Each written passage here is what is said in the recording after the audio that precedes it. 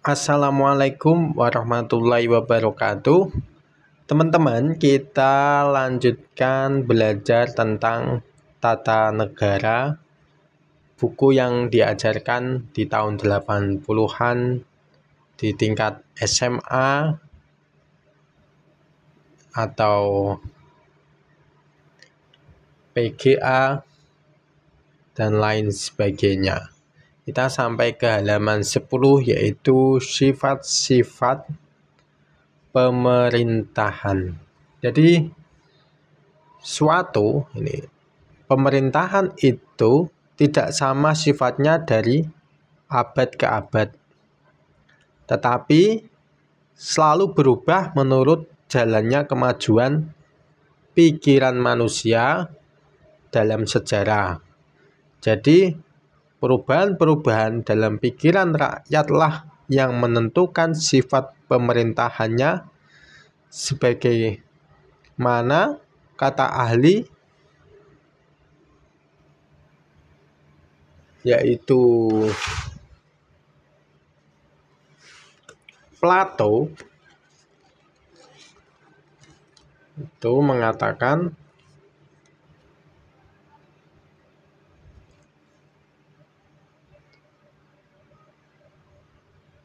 ada 3 macam sifat pemerintahan, yaitu yang pertama autokrasi, kedua oligarki, ketiga demokrasi.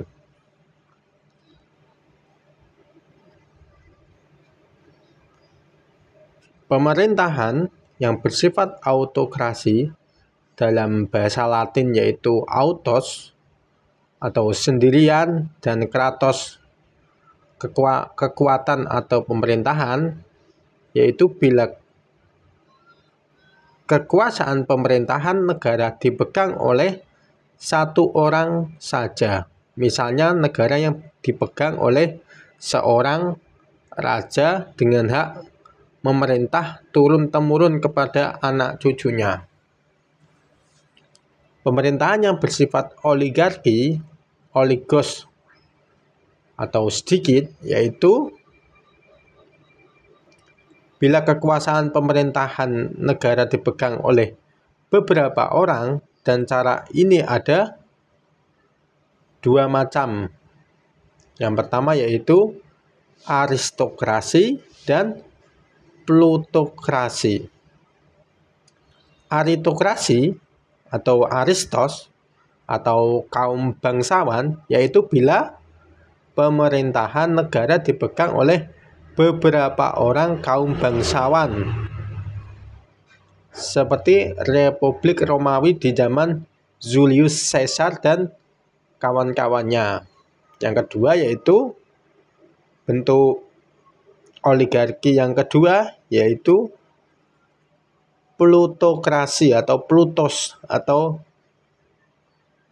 kekayaan, yaitu bila pemerintahan negara dipegang oleh beberapa orang kaum saudagar yang kaya-kaya, seperti beberapa negara Eropa di zaman tengah.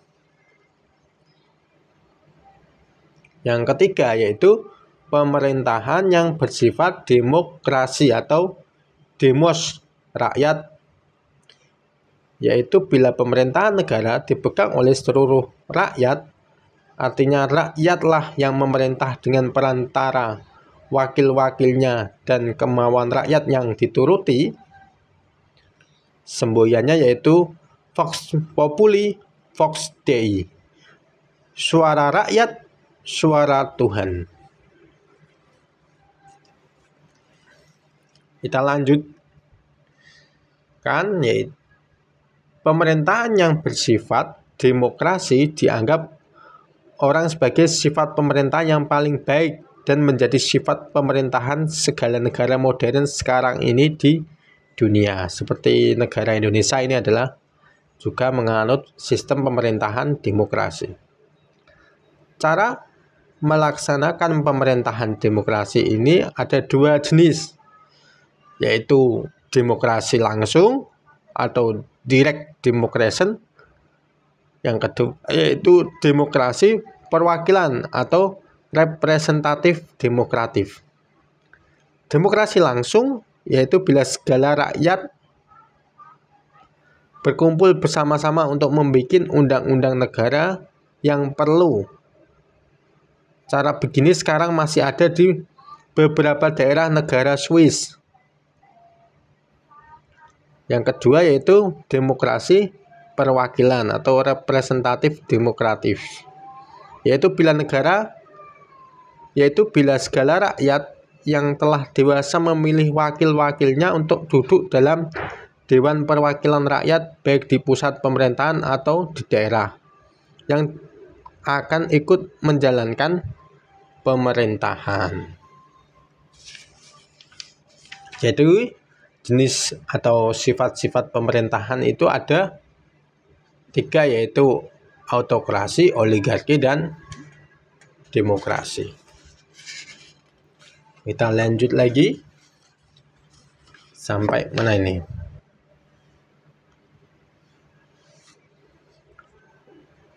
Kita lanjut tentang apa ini? Teori-teori tentang kedaulatan negara. Apakah yang dinamakan kedaulatan negara itu? Yaitu kedaulatan artinya ialah kekuasaan yang tertinggi. Kedaulatan bagi negara adalah merupakan syarat mutlak yang harus dipunyai. Negara itu berdaulat artinya ialah negara itu mempunyai kekuasaan yang paling tinggi dalam daerahnya yang harus dihormati oleh orang luar dan ditaati pula oleh rakyatnya. Emil Leuning, ahli hukum internasional Jerman yang sangat masyhur atau terkenal itu memberikan arti istilah kedaulatan negara itu demikian. Apa ini bahasanya? Die Souveränität des Staates ist die Unabhängigkeit des Staates von einer höheren Gewalt. Artinya, kedaulatan suatu negara yaitu kebebasan negara tersebut dari sesuatu kekuasaan lainnya selain dari kekuasaannya sendiri. Orang bertanya, dari mana asalnya datang kedaulatan negara itu? Soal ini ditinjau orang-orang pandai dari pemandangan ilmu filsafat.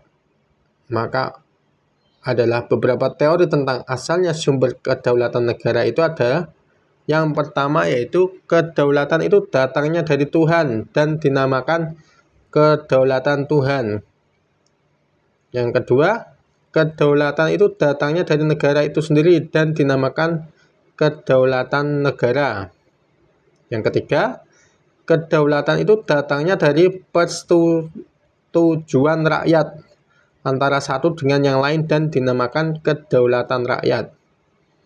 Yang keempat, kedaulatan itu datangnya dari hukum dan dinamakan kedaulatan hukum.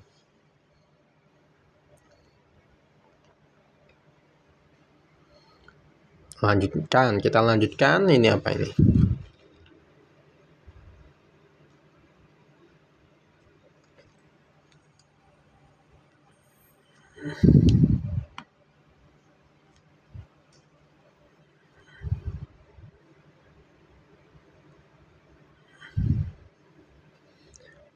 Timbulnya paham yang mengatakan bahwa kedaulatan negara itu asalnya dari kedaulatan Tuhan.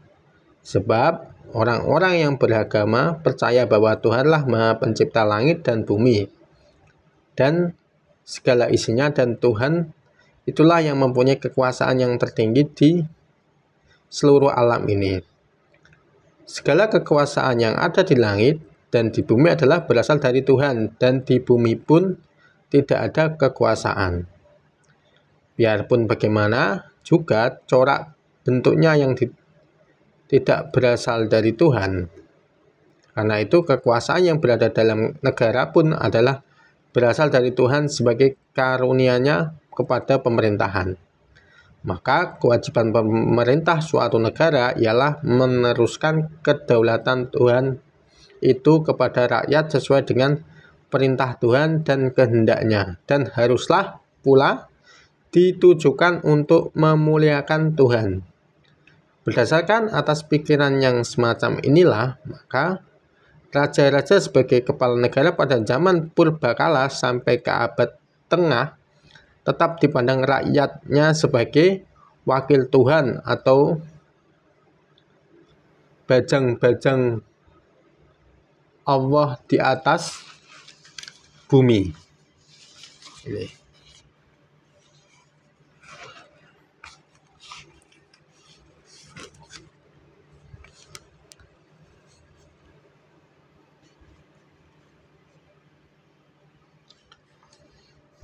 Karena para raja itulah pemegang kekuasaan yang tertinggi di dunia.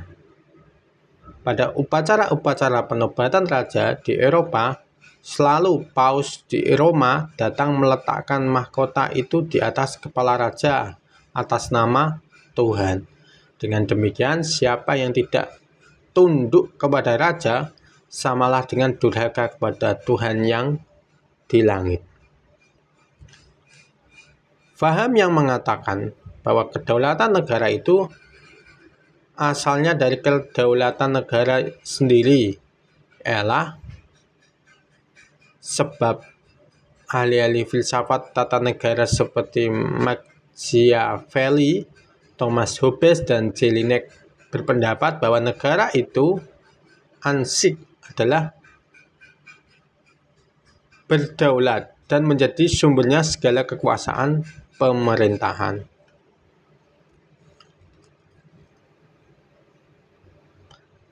Mereka mengeratkan sebagian dari pokok pikiran ahli fikir Prancis Rousseau bahwa memang sesuatu negara bermula terjadinya adalah karena adanya kontrak sosial, yaitu semua warga negara mengadakan perjanjian bersama-sama untuk mendirikan negara.